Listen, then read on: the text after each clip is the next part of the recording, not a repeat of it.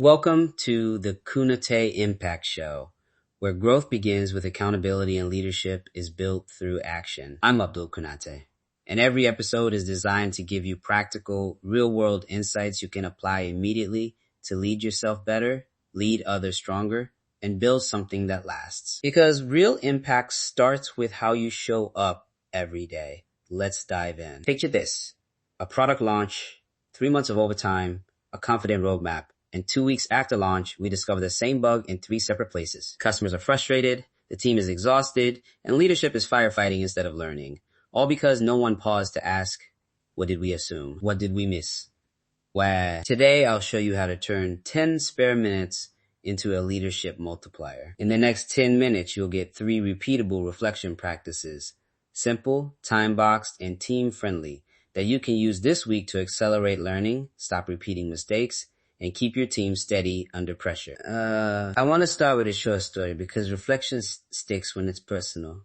A few years ago, we launched a major operational change across 6 teams. The plan looked solid. The data looked clean. But 3 weeks in, the rollout stalled. People reverted to old processes, metrics dipped, and my first instinct was to push harder. I scrambled meetings, added check-ins, and increased reporting, and nothing changed. Then I stopped. I blocked 15 minutes on a Friday, and I asked the team 4 simple questions, not to assign blame, but to learn. The answers revealed assumptions we'd made about access, training, and a single overlooked dependency. Those 15 minutes produced 3 changes that fixed the rollout within 2 weeks. The moral: the pause made the learning fast, targeted, and repeatable. Insight 1. The weekly 15-minute leadership pause. This is a personal habit you calendar and defend. Here's a tight template you can use right now. Block 15 minutes every Friday. No email, no multitasking, just reflection. Spend 5 minutes on facts. What happened this week? Use metrics, not opinions. Spend 5 minutes on root causes. What assumptions did we hold? Spend 5 minutes on decisions. What one change do we test next week? Anyway, script you can say to yourself or record. This week, what did we expect? What actually happened? What one experiment will we run to improve next week? Short, factual, and time-boxed.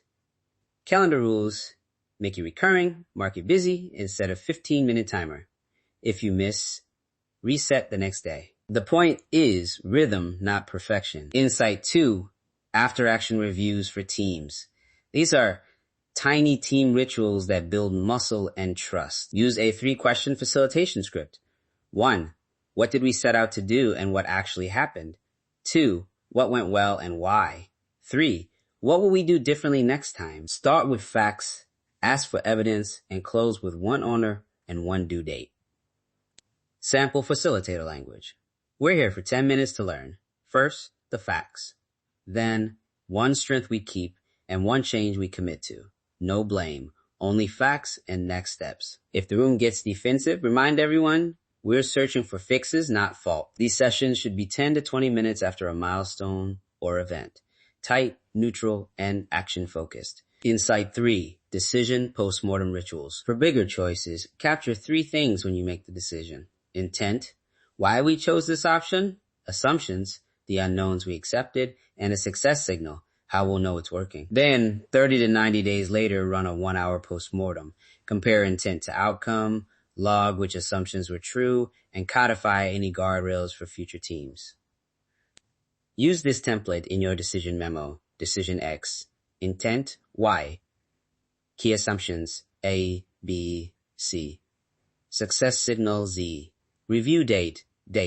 Put it in the project folder or your team wiki. When you revisit, ask, did the decision achieve its intent? Which assumptions were wrong?